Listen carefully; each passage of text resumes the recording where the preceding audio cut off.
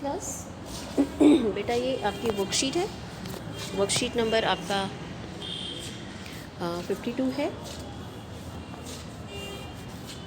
27 तारीख की वर्कशीट है। यूरोप में समाजवाद हम पढ़ रहे थे। प्रथम विश्व युद्ध का रूस पर क्या प्रभाव पड़ा ये हम पढ़ चुके थे। और ज़ार का शासन ख़त्म हो गया था 1917 में, ये हमने पढ़ लिया था। आगे पढ़ते हैं। अंतरिम सरकार में सेना के अधिकारी, जो सरकार बनी उसमें सेना के अधिकारी, जमींदार, उद्योगपति, ये जो थे ये प्रभावशाली व्यक्ति थे। लेनिन उदारवादियों के साथ साथ उनके बीच के समाजवादियों ने भी एक चुनी हुई सरकार के लिए काम किया। सार्वजनिक सभाओं और संघों पर से प्रतिबंध हटा दिया गया। पेट्रोग्राद सोवियत की तरह सोवियत हर जगह स्थापित किए गए, हालांकि चुनाव की किसी भी समान प्रणाली का पालन नहीं किया गया। फरवरी क्रांति के बाद रूस।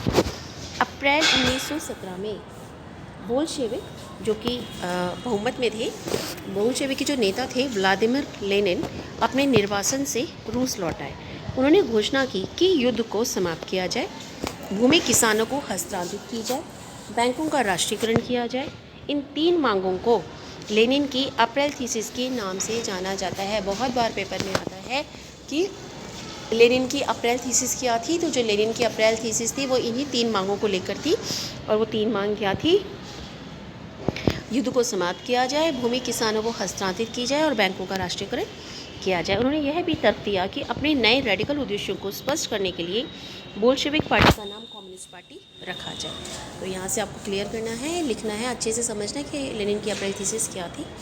औद्योगिक इलाकों में फैक्ट्री समितियों का गठन किया गया, जो उद्योगपतियों के कारखाने चलाने के तौर तरीकों पर सवाल उठाने लगे। ट्रेड यूनियनों की संख्या में वृद्धि होती गई। अंतरिम सरकार ने फैक्ट्री चलाने के मजदूरों के प्रयासों का विरोध किया और नेताओं को गिरफ्तार करना शुरू कर दिया।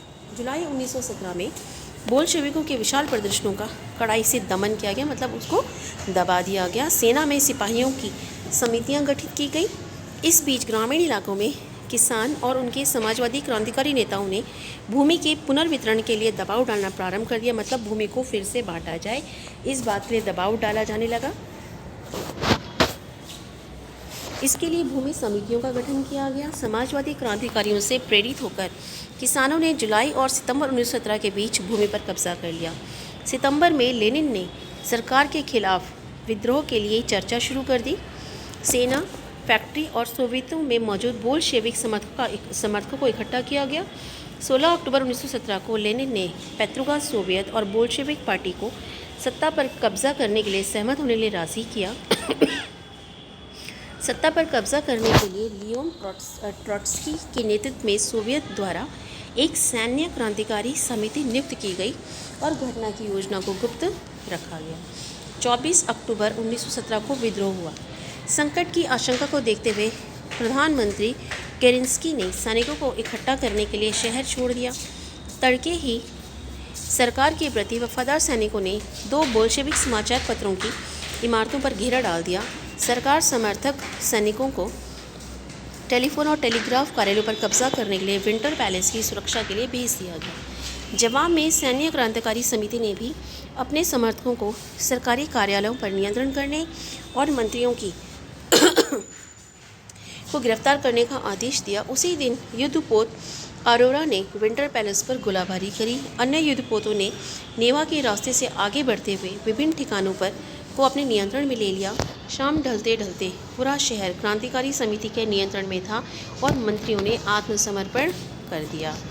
पेट्रोग्राद में अखिल रूसी सोवियत कांग्रेस की बैठक में बहुमत ने बोल्शेविक कार्रवाई का समर्थन किया। दिसंबर 1917 तक बोल्शेविकों ने मॉस्को पेट्रोग्राद क्षेत्र को नियंत्रित कर लिया। ठीक है, तो ये आपके कुछ क्वेश्चंस हैं। जैसे लेनिन की अप्रैल थीसिस हमने पढ़ी है।